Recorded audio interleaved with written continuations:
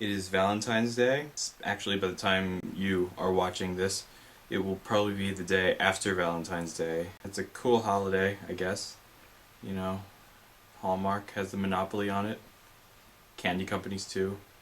Candy companies have the monopoly on a lot of holidays. Halloween, Easter.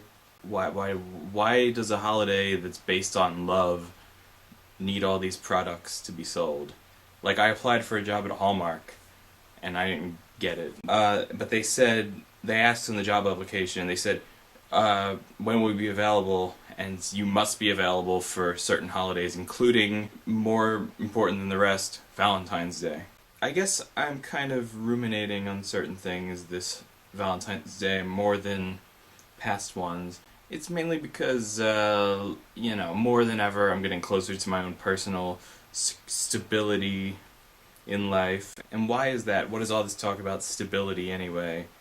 Valentine's Day isn't about that, is it? Well, actually, yes, it is. So there are people who embrace Valentine's Day. Usually, those people are the people who have a significant other. I haven't really had the romantic kind, I guess, but I certainly love people in my family, and I love my friends. I don't usually invite them over for Valentine's Day and for a candlelit dinner or anything. Maybe I should. Usually those types of things are considered, anti-Valentine's Day parties, like single, Lonely Hearts Club meetings. Just to emphasize the whole melodramatic, woe is me, singles type of joke. Here's a picture from Target.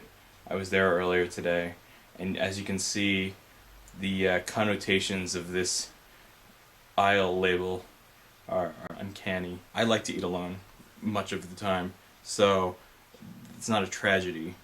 And just because somebody put the date on the calendar saying this is Valentine's Day doesn't mean it's a tragedy today any more than it would be any other day. Valentine's Day historically is not feel guilty because you're not part of a couple day. What it actually is a Christian celebration of martyred saints in early Christianity. That's the brief gist of it. There are also kind of myths and legends, because there's not one Saint Valentine who everybody solidly knows existed, but there are a few people who are speculated to be the behind the namesake of the day. And some of them were said to have performed secret marriages. Regardless, to me, love is love. To anyone, love should be love. I mean, there are different ways to express love. I'll admit, I have been lacking in the department of the man and woman type of love in my life. Or, for some people that's man to man or woman to woman. But for me, it's man and woman. If I was a little more stable, maybe that department of my life wouldn't be so lacking. And I'm still in school and getting on my feet. Do I take care of myself? Sure. I mean, I didn't shave for the past few days because I've just been kind of trapped at home with all the snow. I did do laundry today and my sheets are clean. So I heard somewhere some arbitrary figure about X percentage of single males don't wash their sheets, which is probably true, unfortunately. But I can't stand to sleep on my sheets after, 2 weeks of them not being washed. I'm pretty obsessive about my hygiene, even though I don't have immediately at the moment anyone to impress in that regard. I mean, I want to impress everyone with how not a slob I am.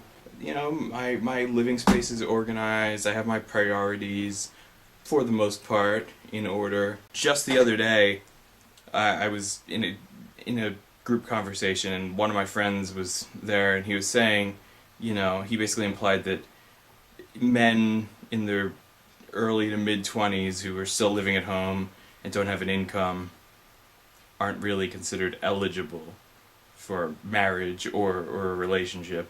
And he, like I, wouldn't consider a relationship unless it was going towards marriage. And as bad as that made me feel, I have to agree with him. The foundation for love is stability in life. We live in a physical world and we have to deal with that. As a guy, I guess the expectation is imposed upon me to be the provider, and I know we live in such a progressive age. You know, it's a good thing. You know, all the feminism movements in the past have definitely made an impact on the world and the way women live their lives, and I wouldn't have it any other way. There's still that tradition, maybe it's some kind of natural reflex for men to be the providers, to be chivalrous, and I also wouldn't really have that any other way. Yeah, it's kind of a weird dynamic, and I have been trying to figure it out. My brain has been wrestling with that equality versus knowing your role. At the end of the day, I think I'm trying my best to get through school and getting a good job as much as anybody, male or female, who is doing the same thing as I am. So, and the point is to get to a place of stability, and then once my path in life meets up with someone who I respect and feel passionate about and feel like is going in the same direction as I am, you match the stability. And maybe I have just passed up opportunities or wasn't ready, but I'm more ready than I've ever been at this point, and I'm only going to get more ready as I go on. That's all. That was a mouthful, but at least it was something.